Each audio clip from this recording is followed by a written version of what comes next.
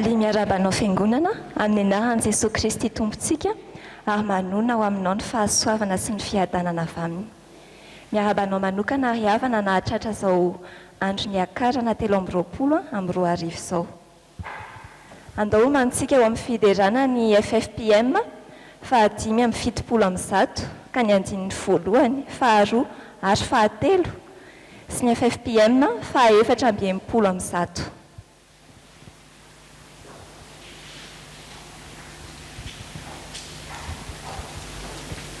FFPM 5:70 sy ny fa 4:80.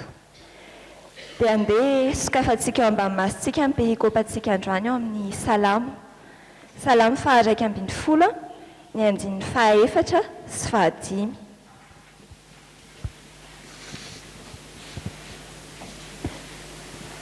Mivaky toy izao ny teny amin'ny anaran'i Jesosy. Jehova dia ao amin'ny tempolony masina. Ny seza fiandrianan'i Jehova dia any an-danitra. Ny maso no mijery, eny, ny ody maso no mizaha toetra ny zanak'olombelona. Jehova mizaha toetra ny marina, fa ny ratsy fanahy sy ny faly am-bidy-doza dia samy hala ny fanahiny. Amen. Ny fahamarinana mbola ampahatsehivy ny soratra masina antsika androany ry havana dia hoe any an-danitra no mitoetra Andriamantsika, fa ny masony mijery atsika. Tena hoe izany no fampaherezana, famporisiana ho atsika androany hoe ny mason'ilay Andriamantsika mijery atsika. Mason'ilay Andriamanitra ao mijery anao. Vavakisika. Nideranao mankalaza anao zahay Jehova Andriamanitra io. Any an-danitra no hitoeranao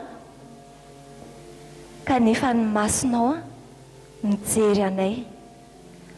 Andriamanitra velona ianao ka mijery anay.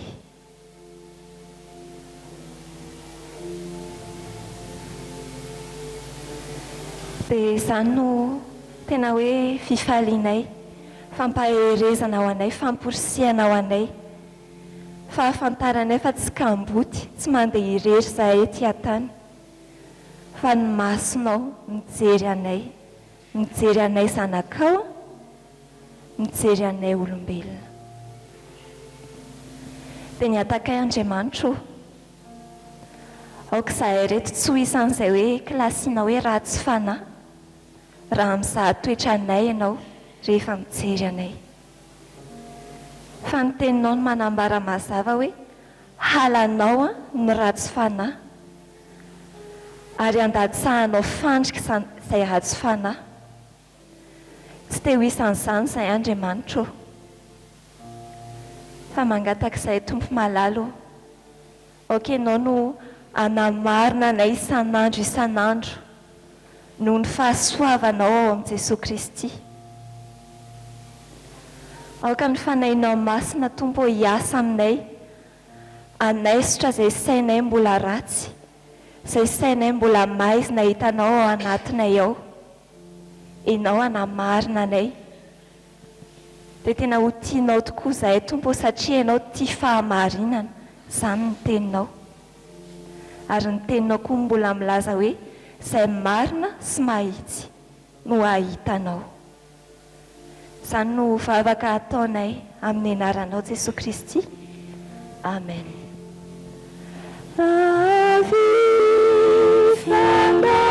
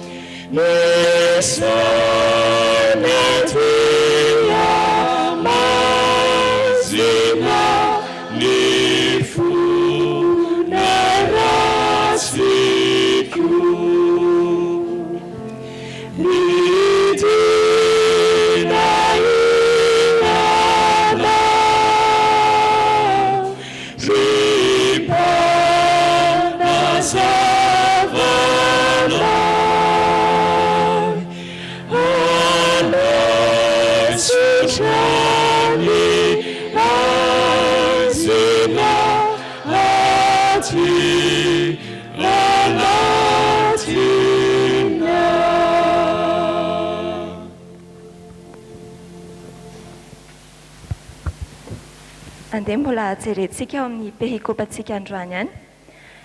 Marika toko 4:20 ka ny andininy 7:20. Mivaky toy izao ny teny amin'ny anaran'i Jesosy. Ary Jesosy Tompo rehefa niteny taminy dia nampiakarina ho any an-danitra ka nipetraka eo ankavanan'Andriamanitra. Amen. Raha jerentsika ny ao amin'ny marika toko 1:1 ry havana dia milaza hoe ny andohan'ny filazantsaran'i Jesosy Kristy. Mitantara zany izy ny atombohan'ny filazantsara. Nanaovana batisan'i Jesosy ary ny atson'ny mpianany. Izay ilay ny andohan'ny filazantsaran'i Jesosy Kristy. Fa eto amin'ity perikopantsika androany ity kosa ry havana dia mitoy any an-danitra ilay filazantsara. Mitoy any an-danitra. Izany no mbola ampahatsiahivin'ny soatra masina antsika androany hoe tsy eto an-tany any mahakasika ny fiainantsika eto an-tany amin'ny filazantsara fa mahakasika indrindra koa ilay any an-danitra. Asaintsika ino an Jesosy Kristy ety an-tany fa mila mino koa tsika any an-danitra. Any an-danitra izy mitoetra velona mandrakizay hanao fifonana ao atsika. Vavaka isika ry havana. Tsy mitsahatra midera sy mankalaza ny anaranao zahay ry Andriamanitra tomponay eo. Rainay ianao amin'ny alalan'i Jesosy Kristy.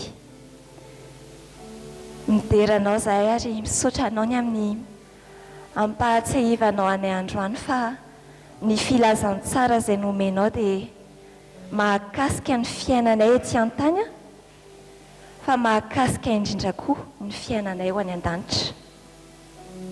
Isaoranay anao zany.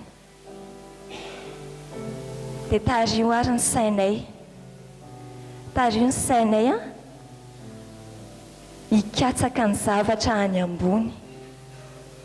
Hikatsaka ny lanitra any amin'izay toeran'i Jesosy Kristy ankehitriny. Izay velona mandrakizay hanao fifonana ho anay. Fanahinao masina hiasa Tompo. Ampahatsiaro anay bebe kokoa ny lanitra noho ny tamin'izay lasa izay. Fanahinao masina hiasa hanampy anay hamono izay mbola momba ny tenanay ety an-tany. Fanahinao masina hiasa mba hisaina ny lanitra izay efa tsy izay ety an-tany ihany. Dia tena hovoninay trao ny fiainanay, hovoninay trao ny antom-pisiana rehetra. Ho fifalianay zany ary ho fidirana anao, Tompo sy mpamonjinay. Amin'ny anaranao Jesosy Kristy. Amen. Jesosy Jeriani, filazantsara soa, nentinera panompo, torina hanena, mazina vikoa, izamehetriza, nefahini mazava, nampusakamina, Jesosy Jeriani, nulivavana,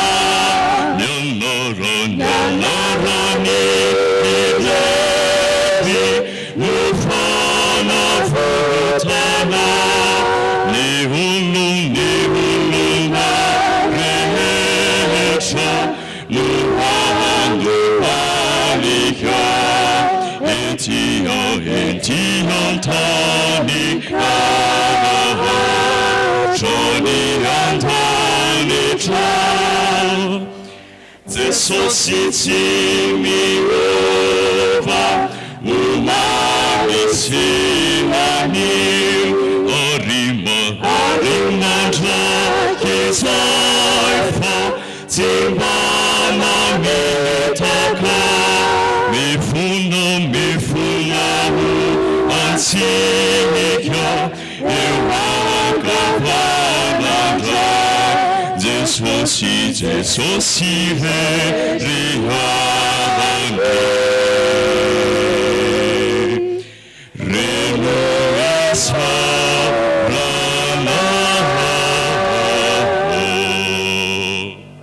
An'Andriamanitra rery ny voninahitra ho amintsika ny fahasoavany. Amen. Ry havana malala rehetra ao amin'ny Tompo, ho aminareo ane ny fahasoavana sy ny fiadanana avy amin'ilay ankehitriny sy taloha ary ho avy. Ary avy amin'ilay fanahy fito izay eo alohan'ny seza fiandrianany, ary avy amin'ny Jesosy Kristy vavolombelony marina sy lamatoa amin'ny maty, amin'ny fanjakana lehibe eo amin'ny fanjakana amin'ny tany. Ry havana malala rehetra ao amin'ny Tompo, miarahaba anareo amin'ny alalan'i Jesosy Kristy nahatratra ity alakamisy fahavalo amby folo ny volana May 3/20 ity, izay alakamisy atserovana indrindra ny andro niakaran'i Jesosy Kristy tany an-danitra. Ity alakamisy ity ihany koa dia natokantsika eto amin'ny fitandremana isotry fitiavana ho fandraisana ireo katekomena ho mpandray ny Fanasan'ny Tompo amin'ny andiany fitiavana. Mibanjina an Jesosy Kristy hatrany isika amin'ilay lohahevitra manao hoe Andriamanitra miasa ny fanamasina. Andriamanitra miasa ny fanamasina. Ho fidirana sy ho fisaorana an'Andriamanitra andeha hitsangana isika ry havako.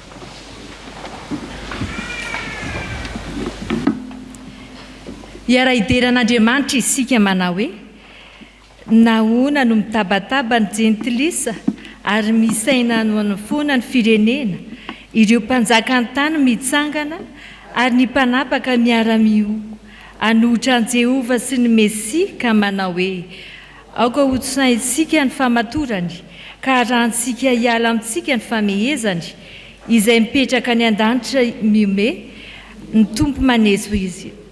Dia niteny azy tamin'ny fahavinirana izy ka nampangozozo azy tamin'ny fahatezerana hoe izao hoe nandreny mpanjakako tambony ziona tendrombohitra masina. Amen.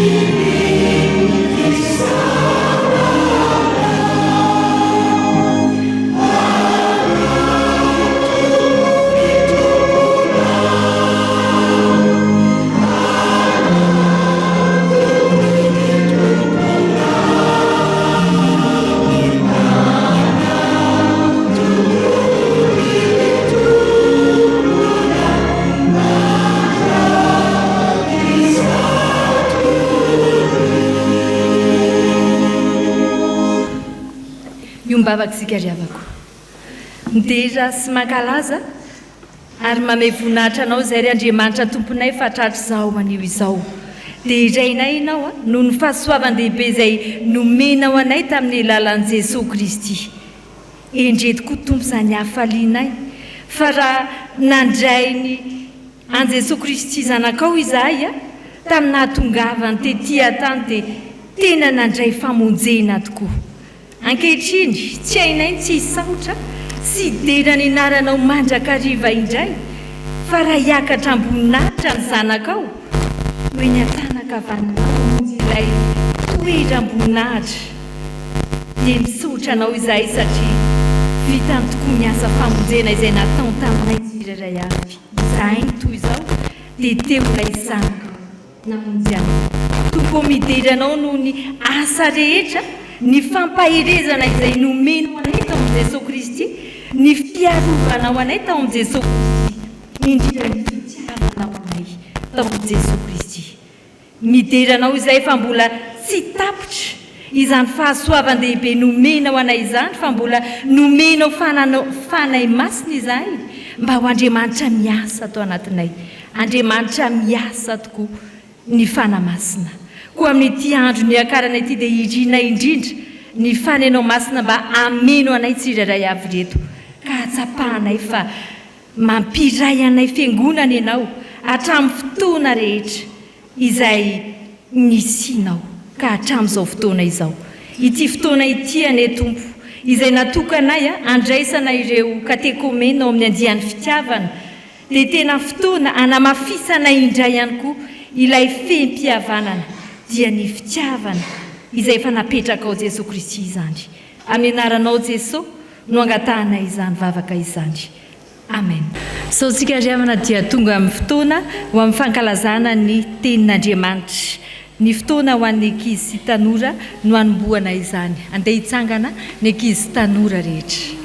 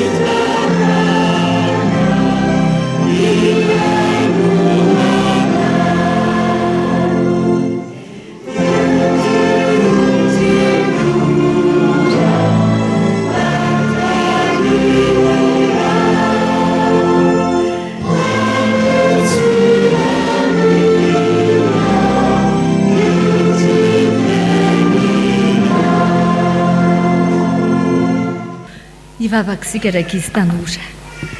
Fanamasinao mameno anay hatrany ianao amin'izao fotoana natokanao hitenenanao ho anay ankizy tanora izao indray. Ampafantaro aminay Jesosy ny sitraponao. Amin'ny anaranao no angatahanay izany vavaka izany. Amen. Ny ten'Andriamanitra izay angalantsika ny hafatra amin'ity ity ankizy tanora dia araka izay hita ao amin'ny Efesianina toko 4 ny andininy 9. Efesianina toko 4 ny andininy 9. Efesianina toko 4 ny andininy 9. Rehefa nahita izany isika dia hiara mamaky izany amin'ny anaran'i Jesosy, mahazo toa mitana ny firaisana avy amin'ny fanahy masina amin'ny Fjkm-Pivavahana. Amen. Andeha averintsika mafy tsara ankizy tanora le tenin'Andriamanitra teo. Mahazo toa mitana ny firaisana avy amin'ny fanahy masina amin'ny Fjkm-Pivavahana. Tamin'ny fotoana izay niakaran'i Jesosy tany an-danitra ankizy tanora dia averina trano hoe nanome fanahy masina ho an'ny olona Jesosy Kristy. Le olona izay tenenina eto dia ilay atao hoe fiangonana. Raha ny Toriteny tsara tsika tamin'ny heriny dia tamin'ny lahady dia niteny pastera hoe izay olona miteny hoe anao aho Jesosy izay no ao anatin'ny fiangonana. Dia maro tamin'ny olona ihany koa ankizy tanora no nanaiky an Jesosy ho anazy tamin'ny fotoana izay niakaran Jesosy tany an-danitra, fa tena hoe nisy olona karazana samy hafa tao. Nisy ny hafa firenena, ny samy hafa fiteny tao ihany koa, ny tsy nitovy toetra, ny tsy nitovy hevitra ihany koa. Tao ny olona izay heverina ao ambony firazanana sy tao ny olona ambany firazanana ihany koa. Teo ihany koa izay nanatrika teo, nanaiky an Jesosy Kristy ho tompo sy mpamonjy ny fiainany, ny jiosy sy ny jentilisa ihany koa. Rehefa mihaino an'izany tsika dia tonga ao an-tsaina avy hatrany hoe hay izany tamin'ny fotoana niakaran Jesosy tany an-danitra dia nampiavana ny olona rehetra Jesosy tamin'ny alalan'ny fanahy masina. Nampiavana Jesosy satria ny olona samy hafa rehetra dia tsisy nohavahan Jesosy fa samy nomeny ny fanahy masina avokoa. Tamin'ny alalan'ny fanahy masina zany dia tonga mpiavana, tonga olony fihavanana ny olona rehetra teo amin'ny fiangonana voalohany. Fa rehefa mijery an'izany koa sika ankizy tanora dia tena hita ato amin'ny fiangonana ankehitriny izany karazan'olona izany. Hitanisa kely aminareo ny karazan'olona misy ato amin'ny fiangonana misy ankehitriny. Ato amin'ny fiangonana ato ankizy tanora dia misy olona ambony be, dia misy olona anelanelany koa, dia misy olona tena hoe any ambanimbany. Ato am-piangonana ato ankizy tanora dia misy olona tena manam-pahaizana be, dia misy olona ihany koa tsy dia nianatra loatra, eo ihany, fa misy olona koa tena tsy nianatra mihitsy. Dia ato am-piangonana ato koa ankizy tanora dia misy toetran'olona tena mora tezitra mafy mihitsy, dia misy toetran'olona tsy mora tezitra mihitsy, ary misy toetran'olona izay ataonao eo dia mety amin'ny daholo. Fa farany koa ankizy tanora izay sombiny ihany amin'ny toetran'ny olona ato am-piangonana dia misy ato olona faly, miadana, dia misy koa ato olona malahelo, ary misy ato olona marary ihany koa. Olona tena samy hafa ohatran'izany ankizy tanora no akamban'Andriamanitra ato amin'ny fiangonana. Kanefa tamin'ny fotoana niakaran Jesosy tany an-danitra dia tsy navahan'Andriamanitra ireo olona ireo, fa na ny ambony na izay eo an-tenatena na ny hafa ihany koa dia nomen'Andriamanitra fanahy masina avokoa. Lasa tonga iray, lasa tonga mpiavana, lasa tonga mifankatia noho ny amin'ny alalan'ny asan'ny fanahy masina. Inona ny hafatra ao anatin'izany ankizy tanora? Ny hafatra dia izao: efa vitan'i Jesosy ny fampihavanana antsika rehetra tamin'ny alalan'ny fanahy masina. Tsy misy hafa intsony isika fa iray ihany ao amin'ny Jesosy. Ny anjarantsika ary dia izao: maka ilay fem-pihavanana mba hanamafy ny fihavanantsika. Ino izany fem-pihavanana izany? Ny fem-pihavanana dia ilay kofehy amatorana ny fihavanana dia ny fitiavana. Amafisy tsara ny fehim-pitiavana mba tsy goragora ny fitiavana, mba tsy horava ny fitiavana. Isika katekomena andian'ny fitiavana zany ihany koa dia tena ho antsika koa izany ten'Andriamanitra izany hoe amafisy tsara ny fehim-pitiavana, ataovy manjaka misehatra rehetrarehetra ny fitiavana mba ho voninahitry Jesosy Kristy irery ihany. Andehantsika ankizy tanora amerina mafia ilay tenin'Andriamanitra ao amin'ny Efesianina 4:7 teo: mazoto mitana ny firaisana avy amin'ny fanahy masina amin'ny fehim-pihavanana. Vakinareo mafarana eo ankizy tanora.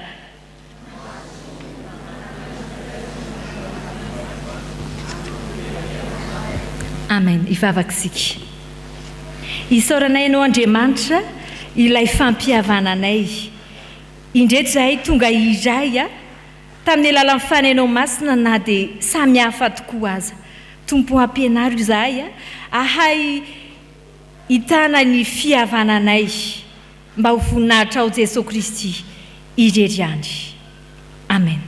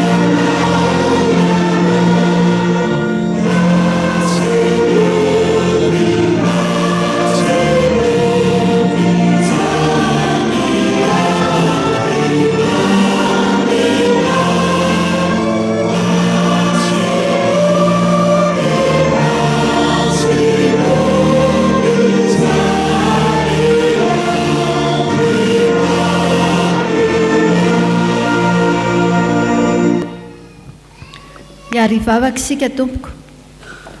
Ray io Tsodrano izahay ny amin'ity fotoana ity fa mbola menao tompon'androm-pahavelomana izahay andre ny havatrao. Tsodrany amin'ny teninao izay mbola azonay renesina tompo. Mangataka aminao izay fanahy masina, manatrefy fenonay eto ianao. Tario ny teny hovakina mba ho tafapaka tsara ny anatinay. Tario ny mpanomponao izay hitondra ny hafatrao tompo, mba ho voalaza mazava tsara izay tianao ambara aminay. Ianao fanahy masina ilay Andriamanitra miasa ary mbola te hiasa be dia be ao amin'ny fiainanay, no aoka ampitoetra tsara ny teny ao am-posy ao an-tsainay, ka hamovo tsara ao amin'ny fiainanay ny teninao. Ny hery sy ny fahefan'ny teninao anie tompo anova amin'ny fiainanay. Amin'ny anaran'i Jesosy, amen. Hiaraka maky sy hain'ny soratra masina isika ao amin'ny fanekena taloha, bokin'ny Salamo, Salamo fa 110, andininy 1 ka hatramin'ny 7. Rehefa hita dia hovakina amin'ny anaran'ny Tompo. Jehova no ialofako, ahoana no anaovanareo amin'ny fanahiko hoe mansira ho any tendrombohitrareo toy ny vorokely, fa indro ny ratsy fanahy manenjana ny tsipikany. Efa nanamboatra ny zana-tsipikany eo amin'ny kofehy izy, ny kendry tao amin'ny maizina hitifitra ny mahitsy fo. Farava ny fandrenana, ka inona indray no azo marina atao? Jehova dia ao amin'ny tempolony masina, ny seza fiandrianan'i Jehova dia any an-danitra. Ny masony mijery, ny ody maso mizaha toetra ny zanak'olombelona. Jehova mizaha toetra ny marina, fa ny ratsy fanahy sy ny mifaly ampidi-doza dia samy ala amin'ny fanahiny. Andatsaka fandrika amin'ny ratsy fanahy izy tahaka amin'ny fandatsaka ranon'orana, afo sy solofara ary rivo mahamay no anjara kapoakany. Fa marina Jehova, ka fahamarinana ny tiany, ny mahitsy no ahita ny tavany.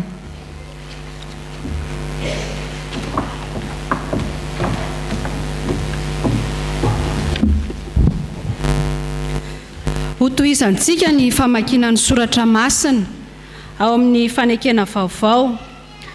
Filazantsara araka ny marika toko 9, andininy 7 ka hatramin'ny 20. Ary hofaranantsika ny famakiana ny soratra masina ao amin'ny epistilo an'ny Efesianina. Efesianina toko 4, andininy 1 ka hatramin'ny 20. Rehefa hita dia hovakina amin'ny anaran'ny Tompo. Ary Jesosy Tompo rehefa niteny taminy dia nampiakarina ho any an-danitra ka nipetraka eo ankavanan'Andriamanitra. Fa izy ireo kosa dia lasaka ny Toriteny eny tontolo eny, ary ny Tompo niara-niasa taminy ka nanamarina ny teny tamin'ny famantarana izay nomba azy. Amen. Ary noho izany, izao mpifatotra noho ny amin'ny Tompo dia mangataka aminareo mba handeha miendrika ny fiantsoana izay niantsoana anareo amin'ny fanetretena rehetra sy ny fahalemem-panahy, amin'ny faharipo fandefitra amin'ny fitiavana, mazoto mitana ny firaisana avy amin'ny fanahy amin'ny Fjkm. Iray ny tena ary iray ny fanahy, dia toy ny antsoana anareo amin'ny fanantenana iray momba ny fiantsoana anareo. Iray ny Tompo, iray ny finoana, iray ny batisa, iray Andriamanitra sady rain'izy rehetra, izay ambonin'izy rehetra sy manerana azy rehetra ary ao amin'izy rehetra. Fa samy nomena ny fahasoavana araka ny ohatry ny fanomezan'i Kristy avy isika rehetra. Koa izany no ilazany hoe raha niakatra ho any amin'ny avo izy dia nitondra olona maro ho babo, ka nanome fanomezana ho an'ny olona. Ary ny aminy hoe niakatra, inona moa izany afa-tsy ny efa nidina ho any ambanin'ny tany koa? Izay nidina dia izy koa no ilay niakatra ny ambonin'ny lanitra rehetra amenony ny zavatra rehetra. Amen.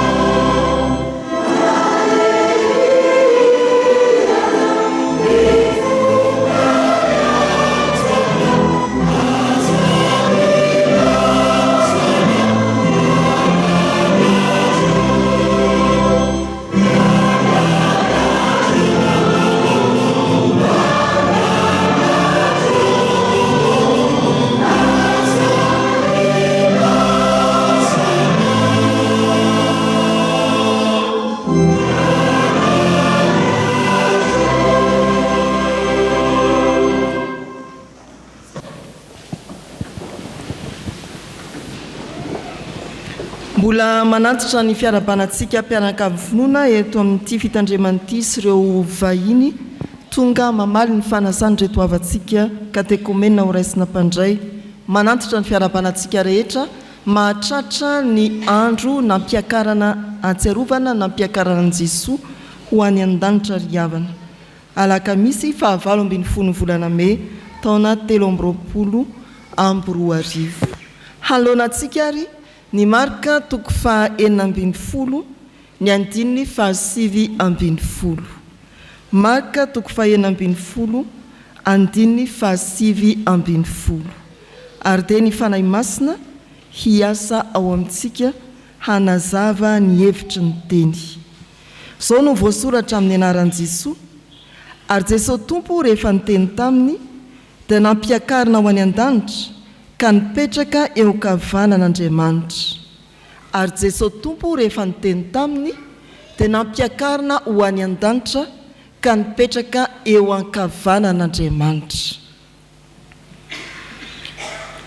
Ny fahaterahan'i Jesoa tsarovatsika andro Krismasy, ny fahafatesany tsarovatsika ny zoma masina, ny nitsanganany tamin'ny maty tsarovatsika andro Paska, ny niakarana any an-danitra tsarovatsika amin'ny vanim-potoana tahaka izao, ary nanomezana ny fanahy masina tsarovatsika Pentekosta ry havana dia ao anatin'ny tantara-pamonjena ka efa voasoratra hatrany amin'ny testameta taloha avokoa.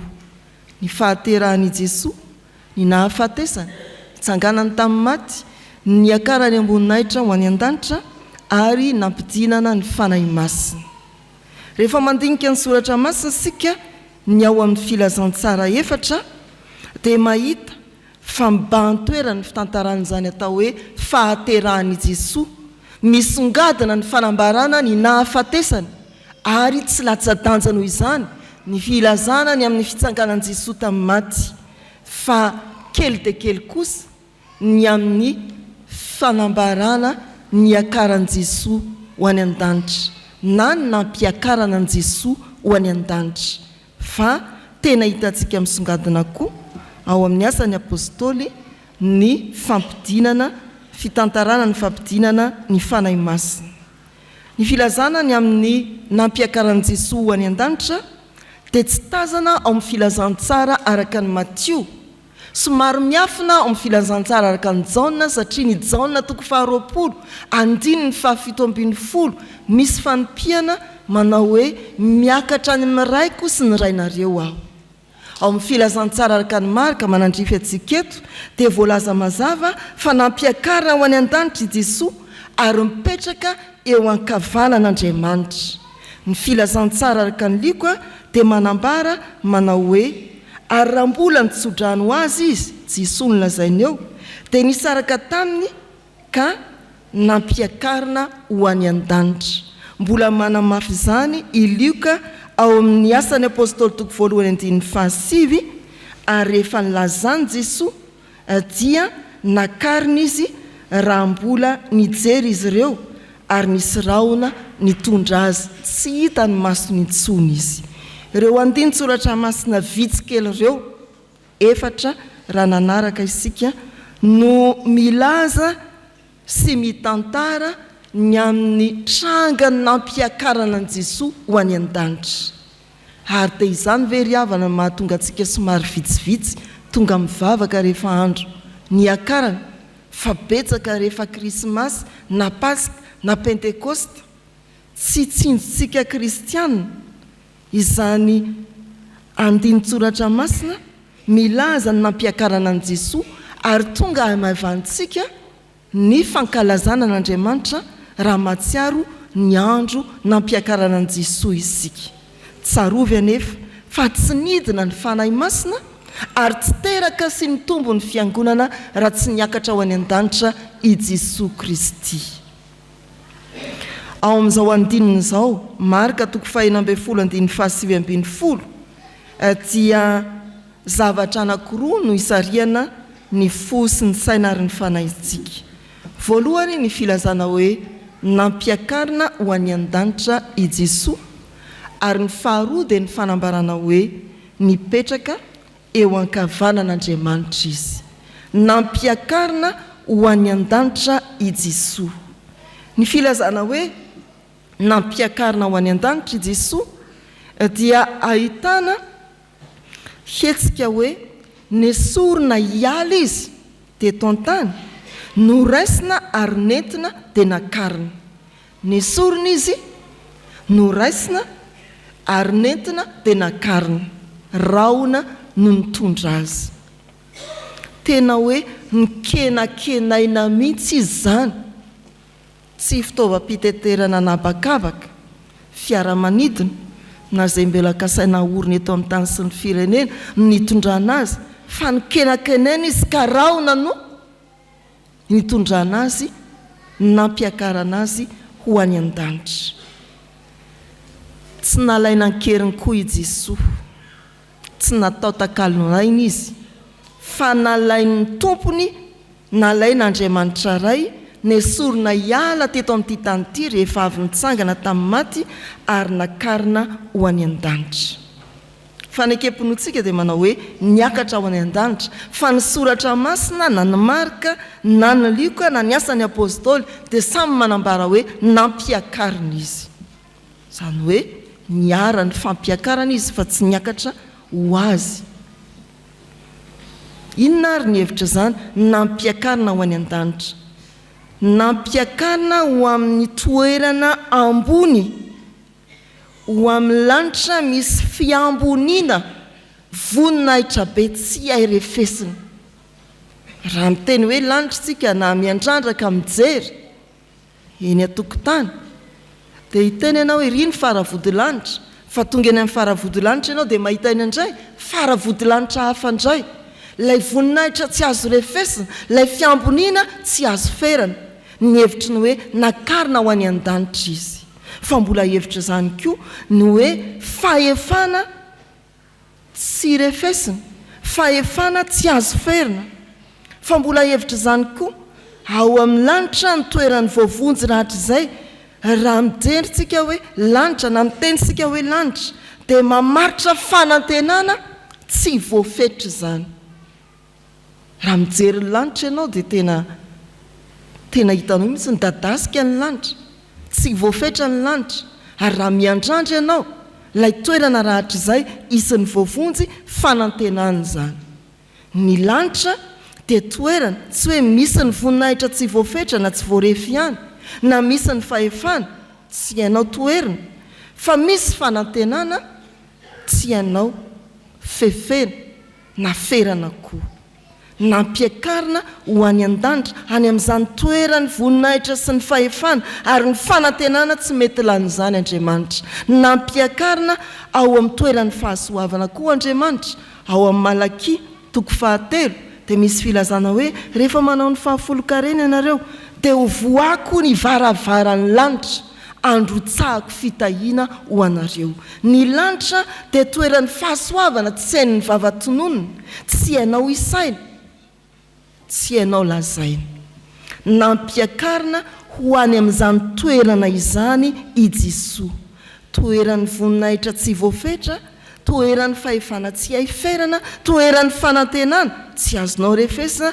toeran'ny fahasoavana tsy hainao tany isaina izany no toerana nampiakarana an Jesosy tsy hoe lanitra manga na lanitra fotsy na lanitra mainty tany korana tsia fa milaza indrindra izany hevim-panahy izany voninahitra fahefana fanantenana ary fahasoavana niverina ho any amin'ny voninahy in Jesosy izany notsarovatsika amin'izao andro nampiakarana azy zao manana ny fahefana i Jesosy loharano mpanantenana sy loharano ny fahasoavana i Jesosy ry havana malala indraindray everitsika fa ny Jesosy ivavahantsika dia Jesosy ny tany ny varoarotsaka ny fahasalamana izay mba hatretrika sy asambatra eto amin'ity tany ity ny arena ny voninahitra fa Jesosy tsy Jesosy ny tany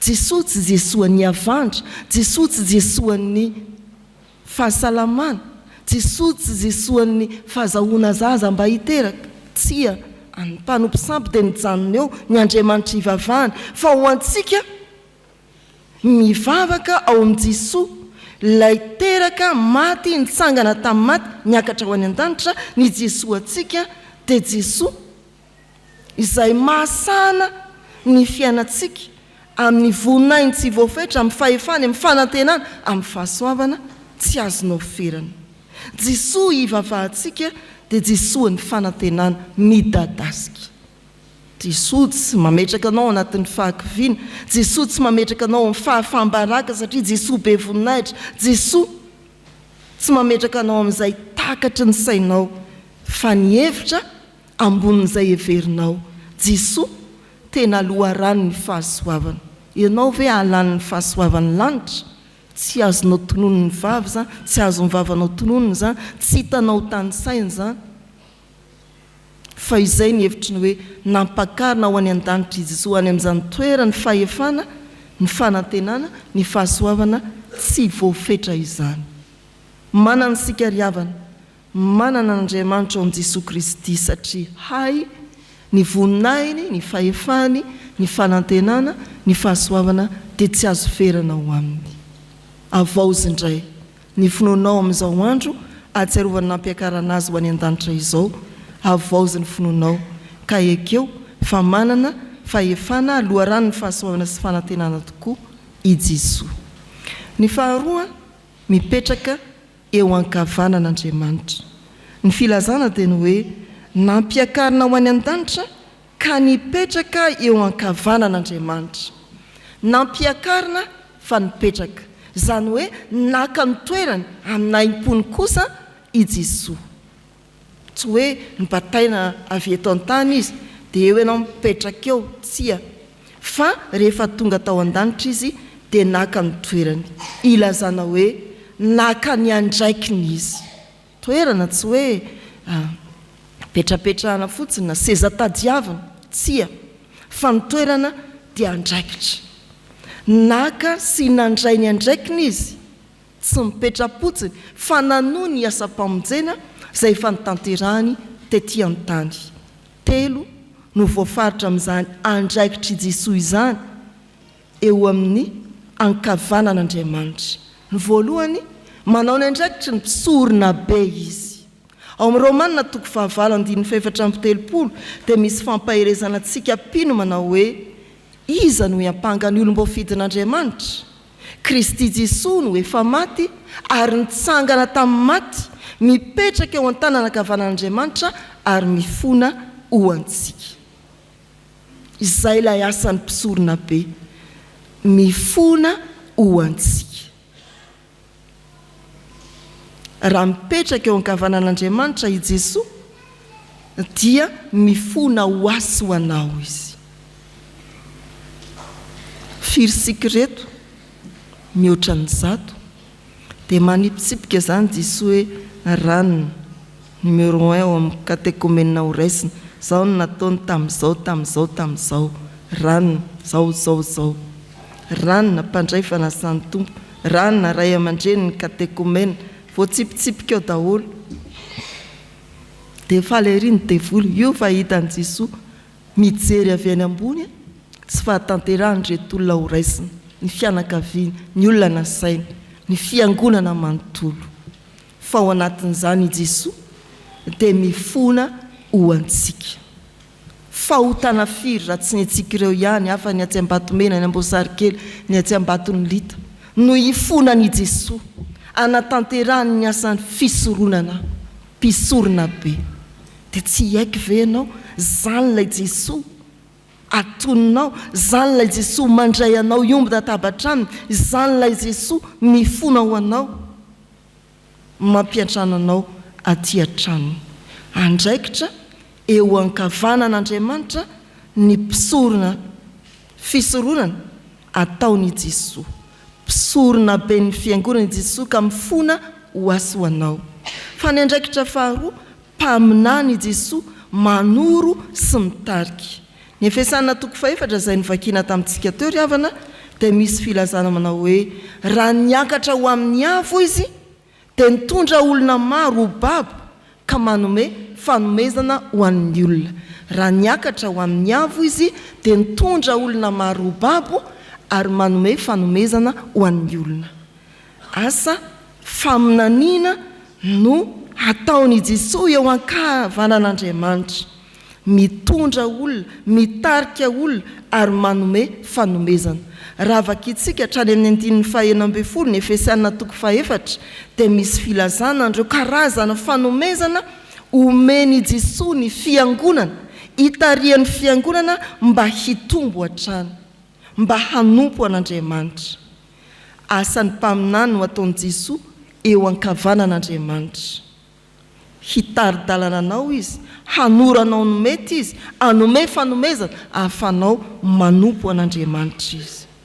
Fa ny andraikitra fahatelo, mpanjaka izy. Izy eo ankavanan'Andriamanitra io dia tena miara manamboninahitra amin'Andriamanitra ary tompon'ny fahefana rehetra ety an-tany sy any an-danitra. Mampanaiky ny zavatra rehetra izy.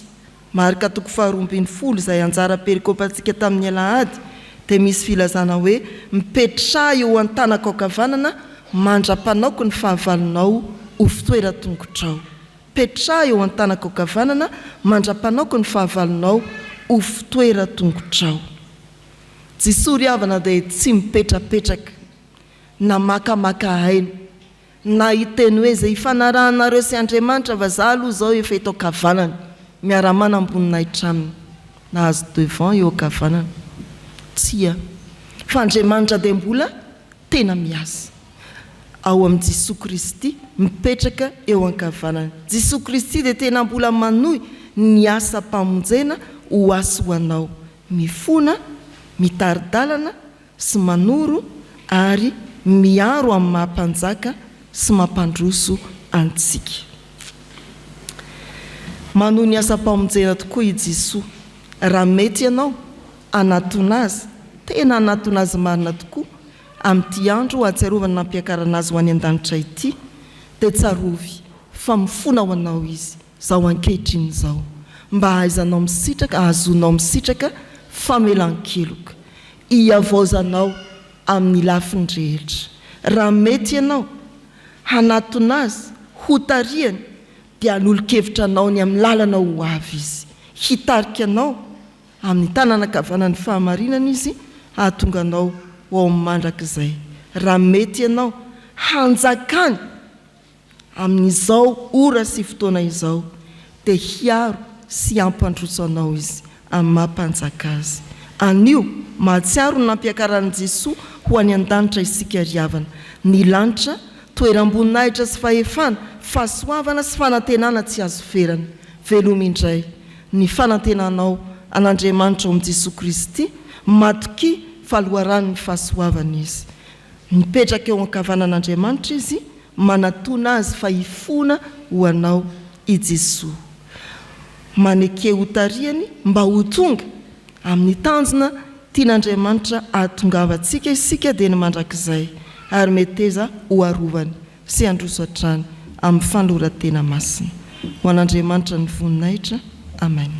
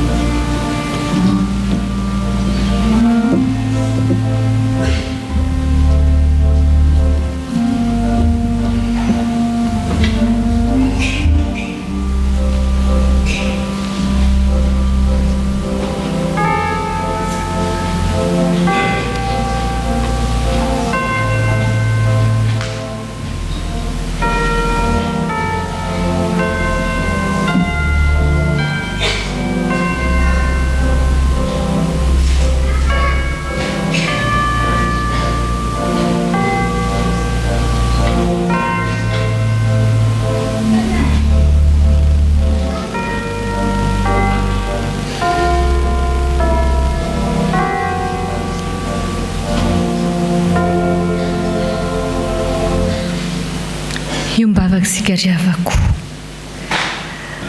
Tompo tsy to Andriamanitra io anao ireriany ny fahamarinana ao aminao koa no misy ny rarino anay fa tena mpanoto zahay ary tsy misy azonao atao hialana amin'ny fitsaranao marin'Andriamanitra fa tena mpanoto tokoa izahay. Fantatray ny fahalemenay rehefa nandreny sitraponao izay nambaranao tamin'ny lalan'ny mpanomponao teo izahay. Eny amin'ny fiainanay eny amin'izay ataonay rehetra eny dia asehonay mandrakariva ny fahakivinay. Vao misedra zavatra mafy kely izay Andriamanitra, vao miakatra kely ny vidim-piainana, vao tsy mifanaraka amin'izay eritreretinay ny zavatra eo alohanay, dia kivy izahay. Nefa Andriamanitra tena tsy izany kay no tanjonao eo amin'ny fiainanay. Ny tanjonao dia ny anananay kristianina rehetra, ny anananay izay efa nanaiky anao tompo sy mpamonjy amin'ny fiainanay fanantenana mandrakariva eo amin'ny fiainanay. Raha niakatra ho any an-danitra ianao tena takianao izay hibanjina ny lanitra, ny banjina fanantenana mandrakizay izay tsy voafetra ny etỳ an-tany ihany, fa tena hoe ny mandrakizay. Satria anao Jesosy Kristy dia tsy Andriamanitra etỳ an-tany fotsiny ihany, fa tena Andriamanitra amin'ny sehatra rehetra. Tsy Andriamanitra ny hoe mpanasitrana fotsiny ihany, tsy raha-pamaolana fotsiny ihany, fa tena Andriamanitra manome fanantenana ho anay tsirairay avy. Raha nandalo fahakiviana izahay dia mifona eo anatrehanao, fa tsy mendrika ho anay no kivy, satria izay manana anao efa nanaiky anao.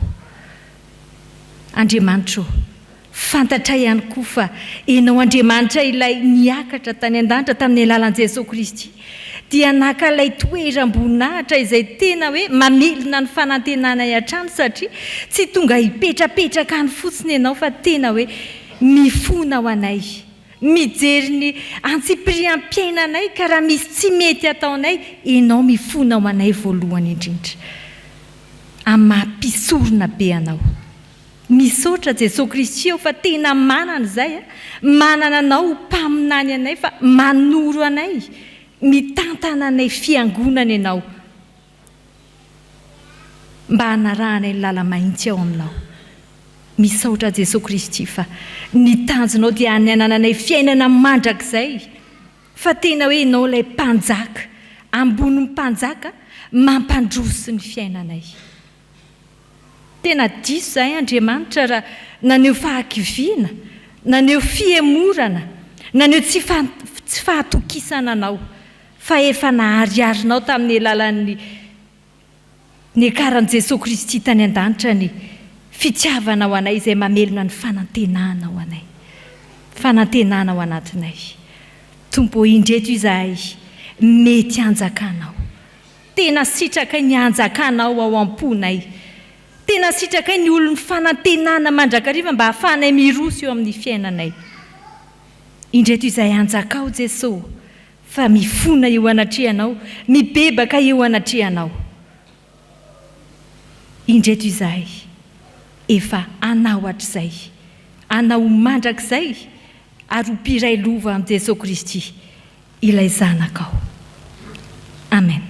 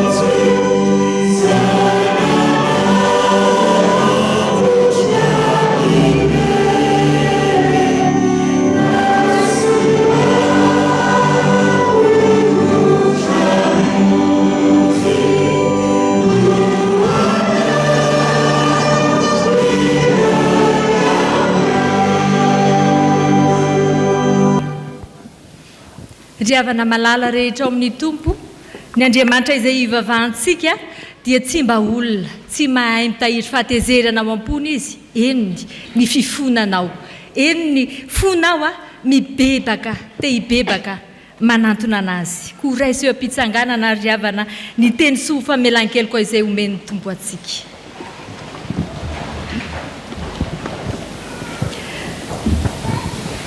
Hoy ny tenin'Andriamanitra, fa ianareo kosa dia taranaka voafidy, fanjakam-pisorona, firenena masina. Olona nalain'Andriamanitra ho amin'ny tenany, mba ilazanareo ny atsaralay ny antso anareo, hiala tamin'ny maty ho amin'ny fahazavana mahagaga. Dia ianareo izay tsy firenena ankory fahiny, fa ankehitriny dia efa olon'Andriamanitra, izay tsy namindrana fo, fa ankehitriny efa namindrana fo. Ambarariavana vavovelany elokareo noho ny anarany masina. Amen.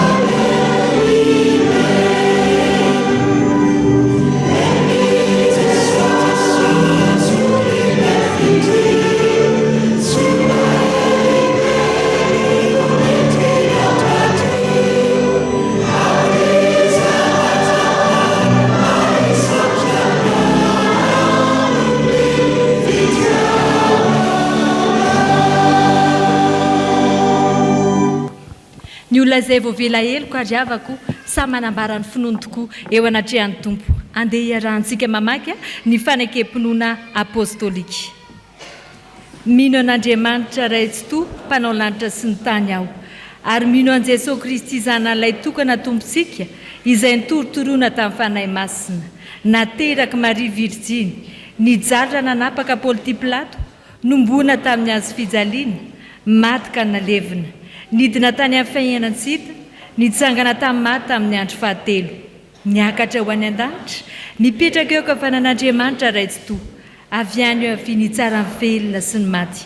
Mino fanahy masina aho, ny fiangonana masina maneran'izao tontolo izao, ny fiombonan'ny olona masina, ny famelan-keloko, ny fitsanganan'ny tena amin'ny maty ary ny fiainana mandrakizay. Amen. Zao ry havana isika fiangonana dia androso amin'ny fandraisana ireto katekômena ho mpiomban-davatra amin'ny tompo. Andiany fitiavana dia misaotra ny voamierany katekômena miasa mandritra izany asa vavolombelona izany. Hira fanampy fahatimbe foro andimy voalohany.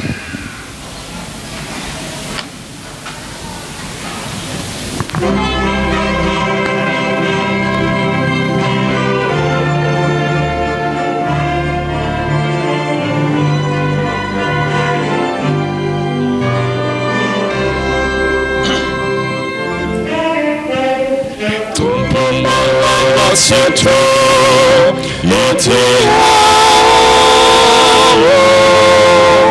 Zero Mandela Fel Nazuai Zapa Kwana Teko Nyerera Metona Maemelina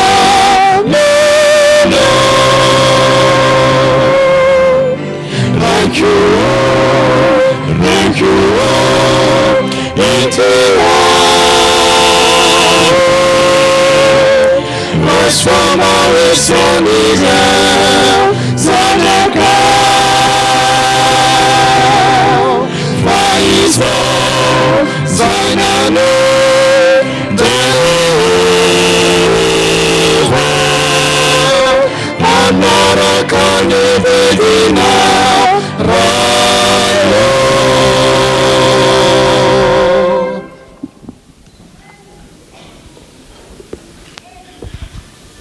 Riavana malala no ny fahasavan'Andriamanitra sy ny fitondran'ny fiangonana dia fifaliana ho antsika ankehitriny miandray ireto olomonjena anampy ny tokosan'andro ho isan'ny fiangonana.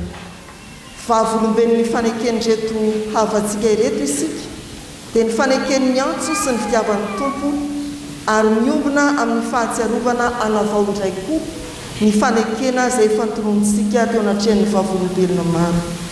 Akoary isika ampiray ny fotsika sy ny fivavahantsika amin'ny fandraisana ireto avantsika ireto. Hivavaka isika. Ry iray mandrakizay eo, misaotranao amin'ny fonay manontolo izahay, sitrakao mantsy nanome toky anay fa ny teny fikasana momba ny famonjena dia ho anay sy ny zanakay ary ho an'izay rehetra lavitra na iza antsoiny ny fitiavana natonanao. Andriamanitra tsara sy mahatoky eo, mino ny fanambaranao izahay, teo amin'ny batisa dia nanokana ny zanakay ho anao izahay, ka nangataka ny ritsahan'ny fahasaovanao aminy. Nampianarinay ny filazantsaranao izy, ary niezaka izahay na dia malemy azy, mba hitarika azy ho amin'ny fiainana mandrakizay, dia ny mahafantatra anao izay Andriamanitra tokana sady marina sy Jesosy Kristy izay efa nirahanao. Ary ankehitriny rehefa nandreny antsonao izy ka afaka hifidy ankalalana ny lalana izorana, dia indro tonga eto anatrehanao mba hanambara ny fonony. Ry Tompo, mba henore ny vavaka rehetra miakatra eo aminao ho azy ireo. Raisy koa izay rehetra anio amin'ny firaisana masina aminao, amin'ny anaran'i Jesosy Kristy zanakao mpamonjy anay no angatahana izany. Ho azy any ary ho anao raha any an-danitra sy ho an'ny fanahy masina, ny de, ny laza ary ny voninahitra mandrakizay. Amen. mangataka anareo ka tekomenao raisina mba hitsangana.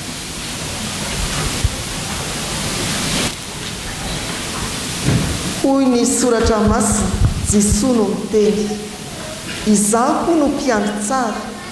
Ny mpiandry tsara manolotra ny ainy amonjy mimonjy.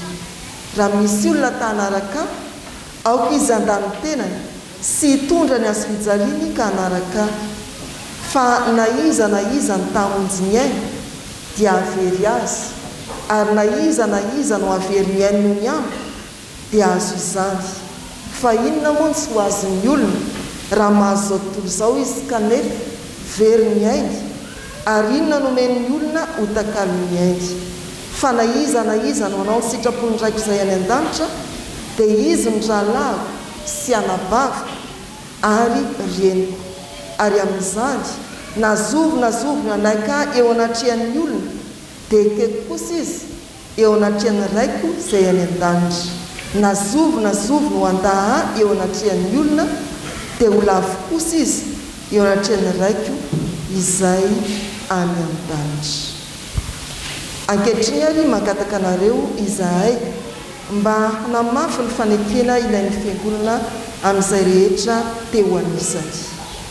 Ianareo fa mihinan'Andriamanitra pahary antsika sady raintsika ny an-danitra, izay tiantsika ka nanomean'i Jesosy Kristy zanana hitokana, izay maty sy nitsangana tamin'ny maty ho famonjena antsika.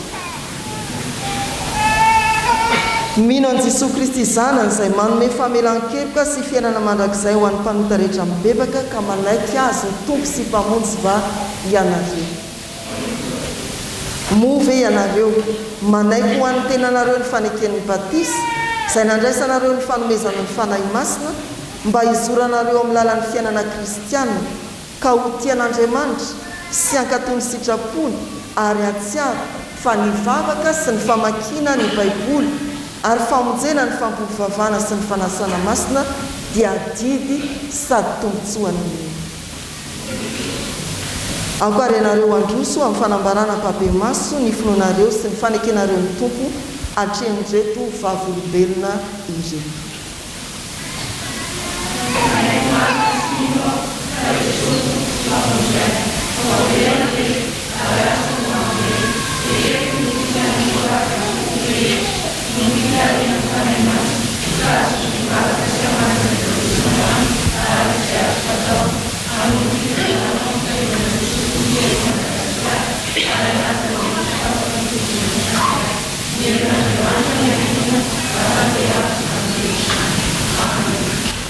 Noho izany fanekena nataonareo teo izany ary dia androso araka ny fanonana ny anaranareo avy ianareo azona mandray anareo isan'ny mpandray ny Fanasan'ny Tompo.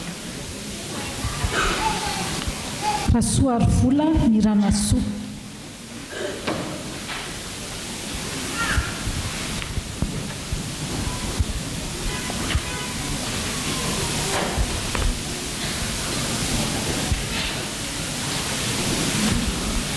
Amin'ny anaran'Indray sy ny Zanaka ary ny Fanahy Masina no andraisana anao indray ho isan'ny momba ny tenan'i Kristy eto amin'ity fitandremana ity, ary anasana ianao andray anjara miaraka aminay amin'ny fanasana masina. Andriamanitra raitsy tompo izay miantso anao hiala tamin'ny maizina ho amin'ny fahazavan'ny mahagagany hampiorina, hampitoetra ary hahatanteraka anao. Amen.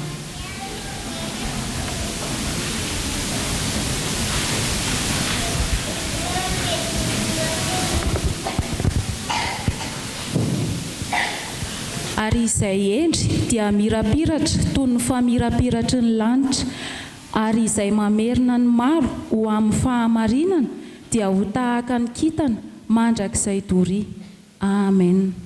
Sampana tany STK Zokony. Ravonalaina tonga ny Irina Meltinina.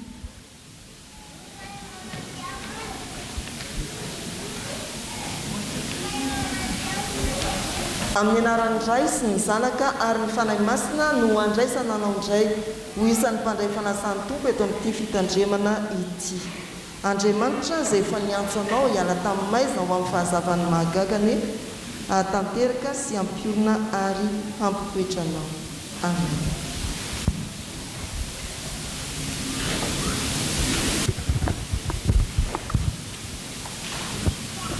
Fa ny fahasoavan'Andriamanitra no natoy izao ahy.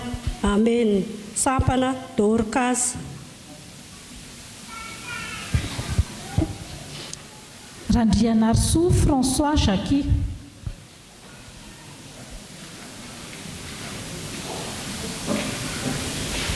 Amin'ny anaran'ny Ray sy ny Zanaka ary ny Fanahy Masina no andraisa tanànanao isan'ny mpandray Fanasan'ny Tompo eto amin'ity fitandremana ity. Ary dia faly miombona aminao koa amin'ny fandraisanao anjara miaraka aminay amin'ny Fanasan'ny Masina. Izy Andriamanitra tsy toa izay efa niantso anao hiala tamin'ny maizina ho amin'ny fahazavany mahagaga no ahatanteraka sy ampiorina ary ampitoetranao. Amen.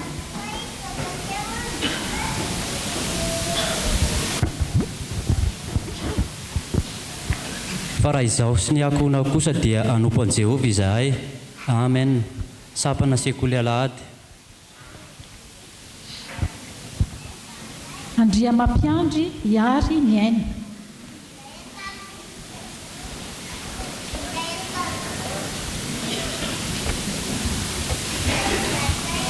Amin'ny anaran'ny Ray sy ny Zanaka ary ny Fanahy Masina no itsofana irahana sy andraisana ianao ho isan'ny momba ny tenan'i Kristy ka hanasana ianao handray anjara miaraka aminay amin'ny Fanasan'ny Tompo.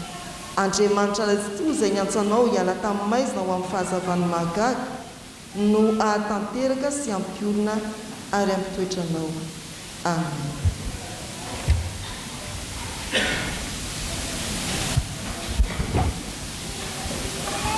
Indro Andriamanitra amin'ny famonjena dia atoky aho fa tsy mba hatahotra fa Jehovah Tompo no heriko sy fidirako fa efa famonjena izy. Amen. Sampana VFL. Andriamanana Miora Sarika.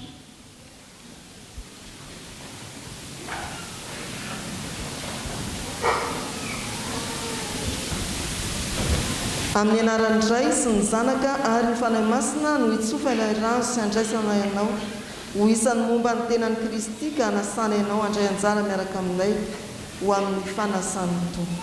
Andriamanitra Raitsitoa izay niantso anao hiala tamin'ny maizina ho amin'ny fahazavany mahagaga no ahatanteraka sy ampiorina ary ampitoetranao. Amen.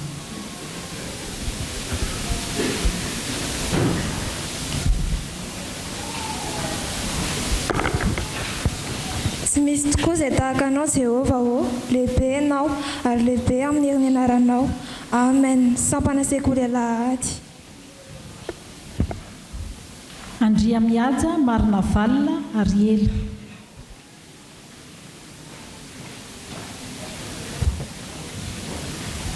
Amin'ny anaran'ny Ray sy ny Zanaka ary ny Fanahy Masina no itsofana irahana sy andraisana ianao isan'ny momba ny tenan'i Kristy hanasana ianao handray anjara miaraka aminay amin'ny Fanasan'ny Masina. Andriamanitra Raitsitoa izay efa niantso anao hiala tamin'ny maizina ho amin'ny fahazavany mahagaga no ahatanteraka sy ampiorina ary ampitoetranao. Amen.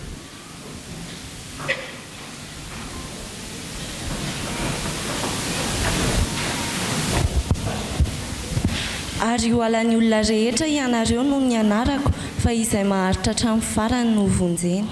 Amen. Tsanta ny fitiavana. Andriamihaja Bintso Saintia.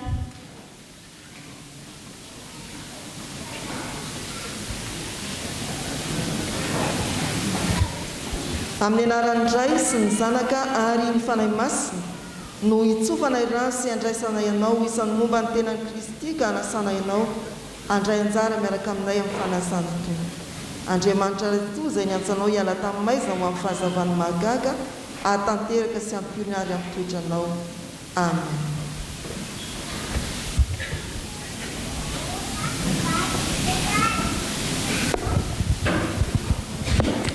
Jehovah, ianao ny fivavako ary tongolanao amin'ny fifonako ny sofinao ary valio amin'ny anaran'ny teninao marina sy ny fahamarinanao.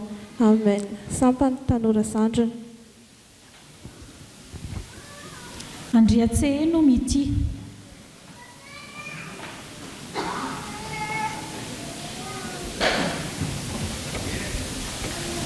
amin'ny anaran'ndray sy ny zanaka ary ny fanahy masina no itsofana irano sy andraisana ianao ho isan'ny momba ny tenan'i Kristy ka anasana ianao andray anjara miaraka aminay ho amin'ny fanasan'ny masina. Andriamanitra eto izay niantsanao hiala tamin'ny maizina ho amin'ny fahazavany mahagaga no hatanteraka sy ampiorina ary amin'ny toetranao. Amen.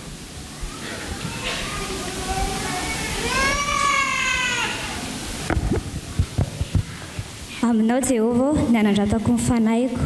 Amen. Sampana sekola lahady. Rakotoarso Ifaliana Fitiavana.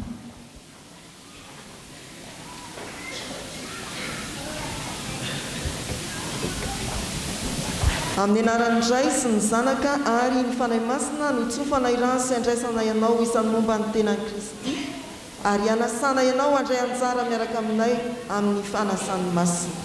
Andriamanitra ratsitoa izay niantso anao hiala tamin'ny maizina ho amin'ny fahazavany mahagaga no hatanteraka sy ampiorina ary amin'ny toetranao. Amen.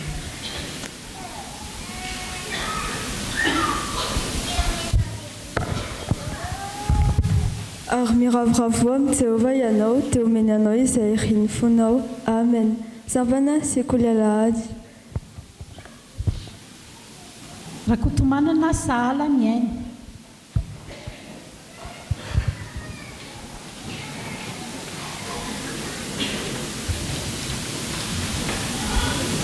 Amin'ny anaran'ndray sy ny zanaka ary ny fanahy masina no itsofana irano sy andraisana ianao ho isan'ny momba ny tenan'i Kristy ka anasana ianao andray anjara miaraka aminay ho amin'ny fanasan'ny masina.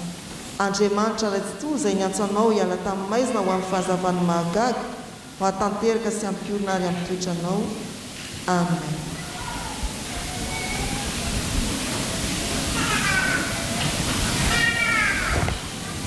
Anak, aza manadiny ny lalako, fahoaka ny fonao hitandrina ny didiko. Amen. Sampana tanora kristianina zandrany. Rakotondranaivo mialisoa fiobiana.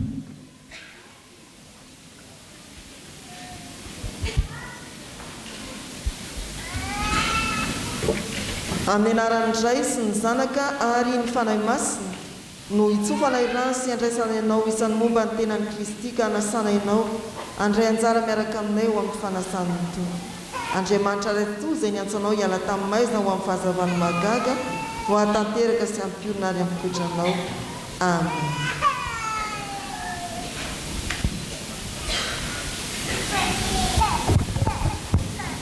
Ny fahatahorana an'i Jehovah ny fiandoham-pahendrena, fahalalana tsara no hanana an'izay rehetra mankatoy izany.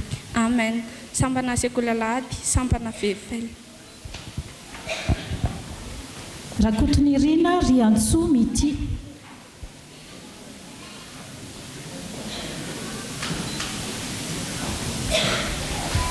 Amin'ny anaran'ndray sy ny zanaka ary ny fanahy masina no itsofana irano sy andraisana ianao isan'ny momba ny tenan'i Kristy ka anasana ianao andray anjara miaraka aminay amin'ny Fanasan'ny Tompo. Andriamanitra ratsitoa izay niantso anao hiala tamin'ny maizina ho amin'ny fahazavany mahagaga no hatanteraka sy ampiorina ary amin'ny toetranao. Amen.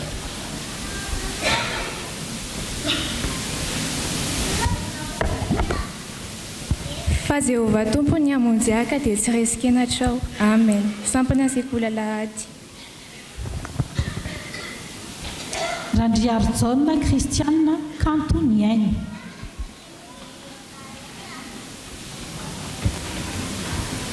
Amin'ny anaran'ndray sy ny zanaka ary ny fanahy masina no itsofana irano sy andraisana ianao isan'ny momba ny tenan'i Kristy ka anasana ianao andray anjara miaraka aminay amin'ny Fanasan'ny masina. Andriamanitra ratsitoa izay niantso anao hiala tamin'ny maizina ho amin'ny fahazavany mahagaga hatanteraka sy ampiorina ary amin'ny toetranao. Amen.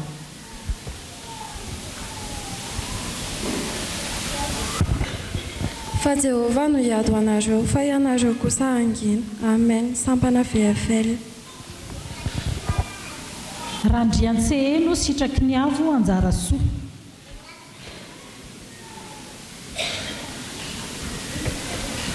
Amin'ny anaran'ndray sy ny zanaka ary ny fanahy masina no itsofana irano sy andraisana ianao isan'ny momba ny tenan'i Kristy ka nasana ianao andray anjara miaraka aminay amin'ny fanasan'ny masina. Andriamanitra raitsoa izay niantsoanao hiala tamin'ny maizina ho amin'ny fahazavany mahagaga atanteraka sy ampiorina ary amin'ny toetranao. Amen.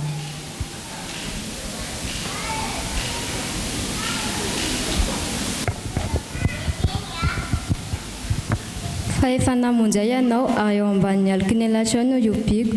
Amen. Sympathie, sampana sekoly alahady. Razafindravola lalao Claudia.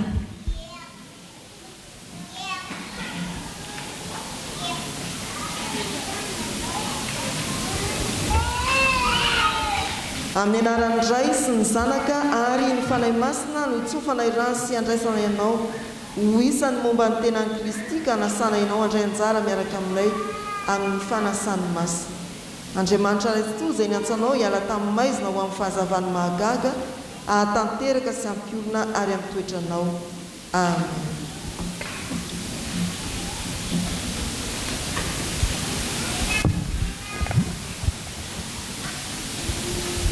Toany eo mba voavonjy ka ho faly ny jery ny didinao mandrakariva. Amen.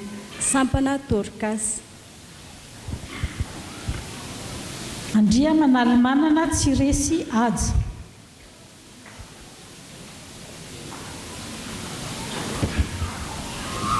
Amin'ny anaran'ny Ray sy ny Zanaka ary ny Fanahy Masina no itsofana irahana sy andraisana ianao isan'ny momba ny tenan'i Kristy ka nasana ianao andray anjara miaraka aminay amin'ny fanasan'ny masina. Andriamanitra raitsoa izay niantsoanao hiala tamin'ny maizina ho amin'ny fahazavany mahagaga no ahatanteraka sy ampiorina ary amin'ny toetranao. Amen.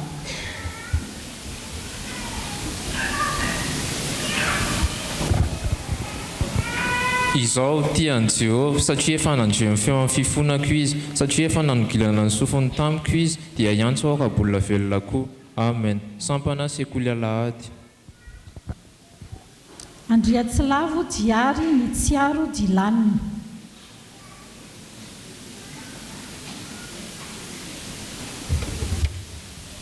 Amin'ny anaran'ny Ray sy ny Zanaka ary ny Fanahy Masina no itsofana irahana sy andraisana ianao isan'ny momba ny tenan'i Kristy ka nasana ianao andray anjara miaraka aminay amin'ny fanasan'ny masina.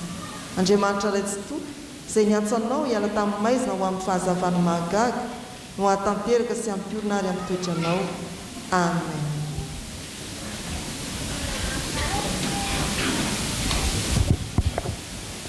Miverina amika anareo Jehovah tompony maro dia mba hiverina aminareo koa aho. Sampana sekoly alahady.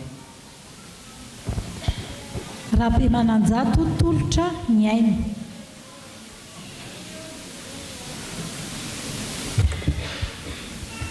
Amin'ny anaran'ny Ray sy ny Zanaka ary ny Fanahy Masina no itsofana irahana sy andraisana ianao ho isan'ny momba ny tenan'i Kristy ary anasana ianao andray anjara miaraka aminay amin'ny fanasan'ny masina. Andriamanitra raitsoa izay niantsoanao hiala tamin'ny maizina ho amin'ny fahazavany mahagaga ahatanteraka sy ampiorina ary amin'ny toetranao. Amen.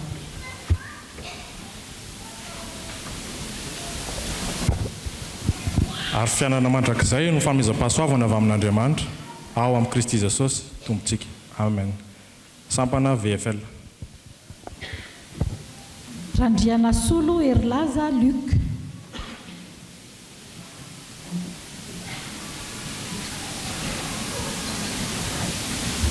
Amin'ny anaran'ny Ray sy ny Zanaka ary ny Fanahy Masina no itsofana irahana sy andraisana ianao ho isan'ny momba ny tenan'i Kristy ka nasana ianao andray anjara miaraka aminay amin'ny fanasan'ny masina. Andriamanitra raitsoa izay niantsoanao hiala tamin'ny maizina ho amin'ny fahazavany mahagaga no ahatanteraka sy ampiorina ary amin'ny toetranao. Amen.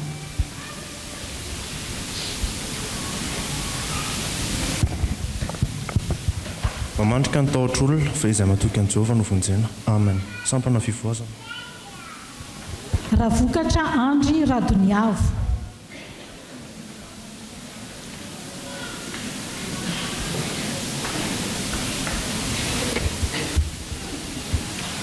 Amin'ny anaran'ny Ray sy ny Zanaka ary ny Fanahy Masina no itsofana irahana sy andraisana ianao isan'ny momba ny tenan'i Kristy ka nasana ianao andray anjara miaraka aminay amin'ny fanasan'ny masina. Andriamanitra ray tontolo izay niantsanao hiala tamin'ny maizina ho amin'ny fahazavany mahagaga no hatanteraka sy ampiorina ary ampitoetranao. Amen.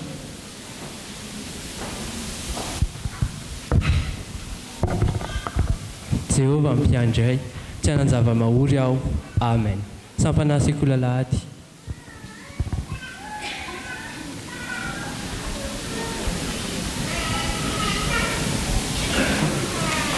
Ao ka hiara hitsangana isika fiangonana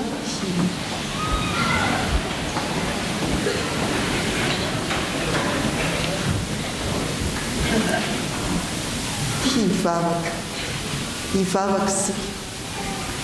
Tompo Andriamanitra, misaotra anao zahay no ity ora nomenao iainanay eto anatrehanao ity.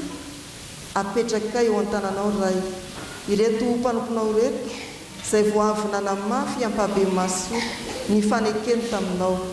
Ianao ry Andriamanitra ray eo no niantso azy, ko namary izany antsonao izany izy.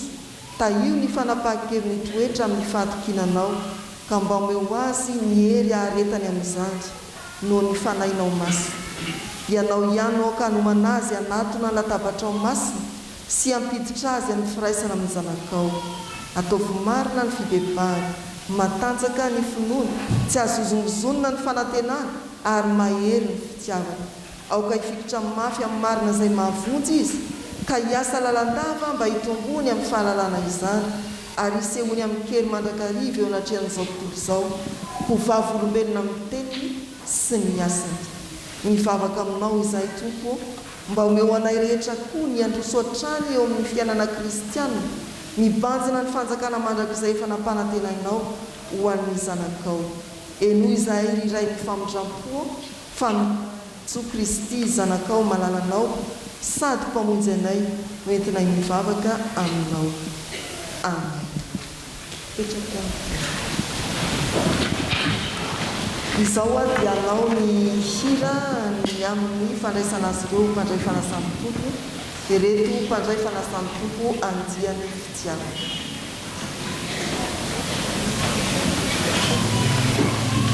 Fitiavana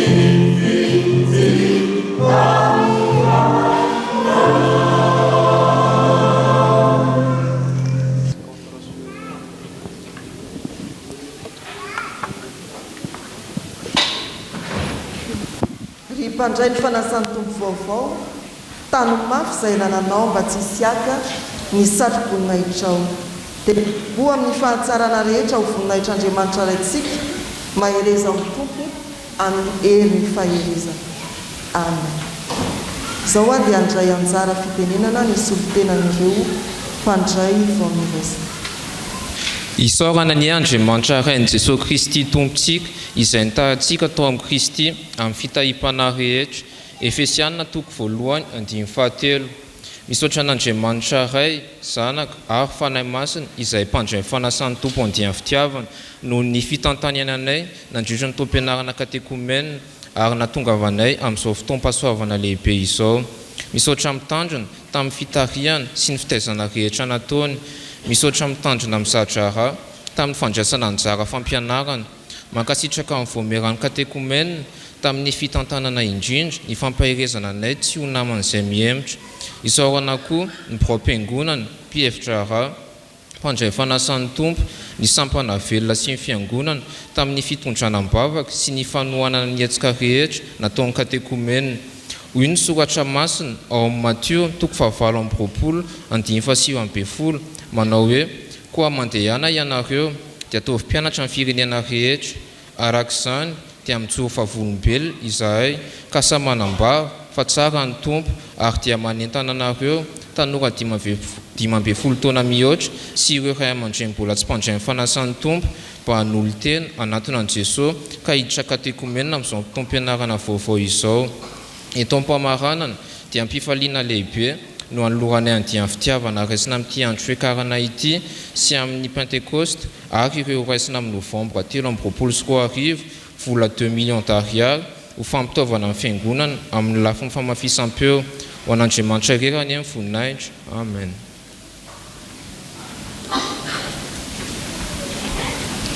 Saolantsika Andriamanitra liavana no nahafahana mioty ny vokatry ny fikelezanay ny tsika fiangonana ny amin'ireto andian'ny fitiavana mpandray Fanasan'ny Tompo vaovao. Hanterina ny fisaorana ny mpiara-miasa rehetra tamin'ny kolokoloana sy ny fitaizana, ao ny mpitandrina amin'ny zadrara, ao ianareo folo mianadahy voamerany katekomena, ao ianareo ray aman-dreny ny sampana sary fikambanana izay ny fanometanana na totosa ny fitaizana ara-panahy sy ny fanohanana ireto avantsika amin'ny bavaka. Mankasitraka anareo katekomena andian'ny fitiavana ny amin'ny tolo-tanana ho an'ny asan'ny fiangonana izay notononareo teo. Eto dia manambara amintsika fiangonana fa anomboka raha sitrapon'Andriamanitra ny alahady fandraisana volana Jona 4 Jona ny taom-pianarana vaovao katekomena andiany manaraka ary tsy pianeto fa ny fizotra ny fandaharan-desina dia arak'izay mahataom-pianarana azay manomboka amin'ny lesona voalohany hatrany amin'ny lesona farany. Dia mba tsy ho tratra aoriana isika fa manomboka ny 4 Jona zany ny taom-pianarana ary dia hifarana raha sitrapon'Andriamanitra amin'ny heritaona tahaka izao sy amin'ny Pentekosta tahaka izao, mizotra araka ny fandaharam-pianarana izay atolotra antsika eo anivon'isahan'ny Fjkm. Dia tsy misy ravana mpianatra ka ny hoe any amin'ny F voahiditra fa tsy hanomboka abidi na any amin'ny rehefa manao fonction voahiditra fa tsy hanomboka amin'ny ray ampiana roa dia manjary tsy maharaka sika raha any atenatenany any voahiditra katekomena. Dia ambara amintsika fa araka ny fandaminana izay ny voriny ny voamerany katekomena nitarihan'ny mpitandrina efa nandalo ny biraon'ny fiangonana manomboka ny taom-pianarana 4 Jona mandritra ny volana Jona no fandraisana ireo mpanatona na ny katekomena azahoana mitantana azy ireo mandra-pahatonga ny andraisana azy andro NIAKARANA na Pentekosta. Ireo sisa mety tsy nahafeny tompokandro no hanoraisina volana Novambra manaraka izay. Dia ny fanahin'ny Tompo any anetsika ny fotsika andresy lahatra atsika mba hanolo tena bebe kokoa hatrany ho an'Andriamanitra. Ianao raha tanora 5-10 taona tandremo fiarovana avoanao ny Tompo manatona azy mba tsotratry ny fandrika ratony devoly izay memasika anivelan'ny fiarahamonina isika ianao ray aman-dreny efa antonona ny taona mihoatra ny taona tokony an'olo-tena azavarinany amin'izao tontolo izao omany ny mandrakizainao manatona ny tompo araka ny voasoratra amin'ny romanina toko 2:12 hoe mangataka aminareo ary rahalahy mba hatolotrareo ny tenanareo ho fanatitra velona masina sitrak'Andriamanitra dia fanompom-panahy mety ataonareo izany ny tompo ane hiditsika ao am-ponao amalinao ny antsony ampanetretena sy ampitiavana dia miarahaba-nareo mpandray Fanasan'ny Tompo andian'ny fitiavana ho tafatoetra sy tafahorina tsara tokoa mirary ianareo mbola hiandrandra ny pentekosta ho raisina koa ho totosoa amin'izany andro mpasoavana manaraka izany. Andehantsika riavana iombona atao anatin'izao vavaka fangatahana izao ivavakisika indreto izay Andriamanitra ilay olona velom-panantenana mandrakariva satria manana anao Jesosy Kristy ilay mifona ho anay isan'andro, manana anao Jesosy Kristy ilay manoro anay sy mitantana anay, manana anao Jesosy Kristy ilay mitondra fampandrosoana ho anay. Velom-panantenana izahay satria enao tokoa no toky ho anay. Dia mivavaka manokana izahay mba hananany reto katekomena andian'ny fitiavana ireto izay vao avy noraisina teo Andriamanitra ampitoero azy mandrakariva ny fanantenana ary ataovy mampahery azy isan'andro ihany koa ilay tenin'Andriamanitra izay nifikiran'izy ireo teo mba tsy ny amin'ny andro hoany ihany, tsy amin'ny rapitso ihany fa tena hoe ifikirany amin'ny fiainany mandrakizay ihany koa. Ataovy manana fanantenana mandrakariva izy amin'ny asa fanompoana, amin'ny fianarana sy amin'ny fiainany tokantrano sy ny ankonana izay misy azy ireo satria manana anao Jesosy Kristy ilay toky sy mpamonjy azy. Dia efa petraka eo am-pelatananao feno ihany koa ny fandroran-tena izay ataon'ny andian'ny fitiavana izay horaisina indray amin'ny pentekosta ho avy izao. Dia nao Andriamanitra ane hitazona ny fanoloran-tenany izy ireo hananany fanantenana sahady ny iray latabatra aminao Jesosy Kristy, ampahery ny voamiera rehetra ianao ampahery ny mpitandrina ihany koa izay mikolokolo ao anatin'izany katekomena izany. Andriamanitra mitondra mbavaka izahay ihany koa ho amin'ny fiainanay tsirairay avy reto. Ny teninao tena mampahery anay satria raha sendra fahakiviana izahay dia apitraka an'izany teninao zany. Dia ataovy fiainanay mandrakariva ny tsy hasaraka ny teninao fa tsy izay mampahery anay fa tsy amin'ny tenin Jesosy Kristy ilay mampahery anay amin'ny alalan'ny fanainao masina.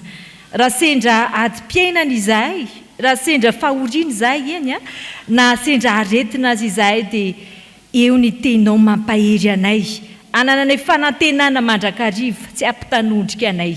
Dia misaotra noho ny amin'izany mitondra mbavaka izay eo amin'ny fiangonanay Jesosy ianao tokoa ilay mpanjaka ambony mpanjaka mitondra fampandrosoana fa naezaka manao ahoana ary izahay mpanomponao raha tsy ianao Jesosy mihitsy no mampandroso anay dia tsisy ninina azonay atao.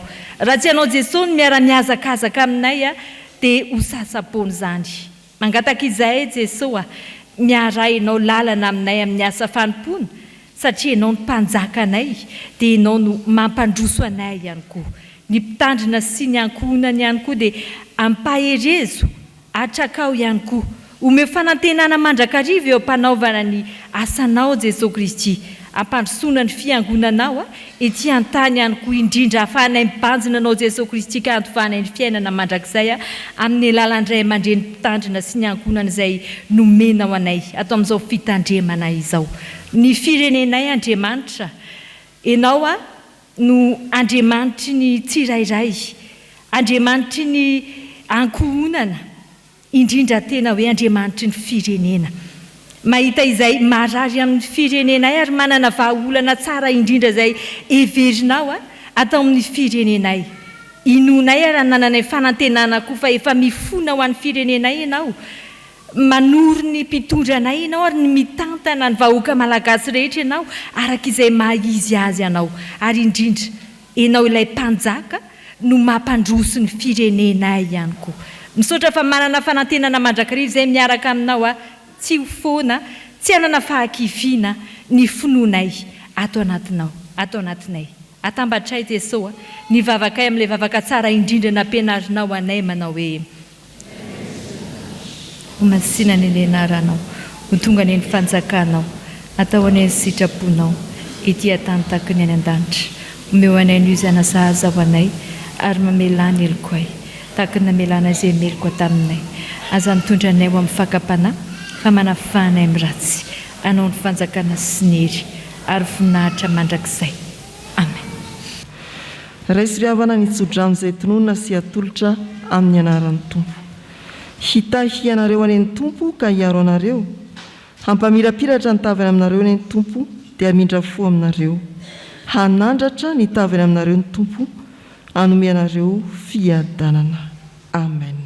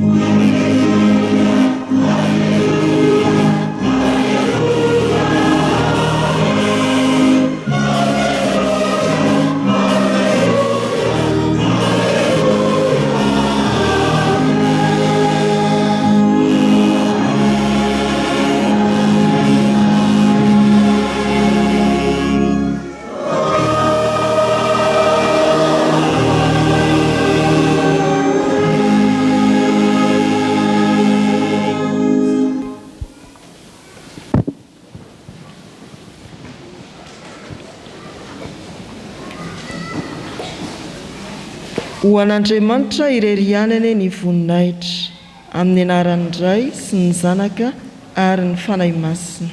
Amen. Mitsangana asandrato amin'ny Tompo ny fotsika. Jesosy, lazaiko aminareo marina dia marina tokoa. Raha tsy mihinana nofo ny zanak'olona sy misotro ny rano ianareo, dia tsy manana fiainana ao aminareo. Izay mihinana ny nofo firaisana amin'ny tenan Jesosy Kristy Tompo izay novakiana ho antsika, satria iray ihany ny nofo, dia tena iray ihany isika fa samy mandray amin'izany nofo izany avokoa. Ny kapoaka ny fisaorana izay isaorantsika dia firaisana amin'ny rano Jesosy Kristy Tompo, ny rano ny fanekena vaovao nalatsaka ho antsika. Anetry tena kira eo anatrehan'ny Tompo izy.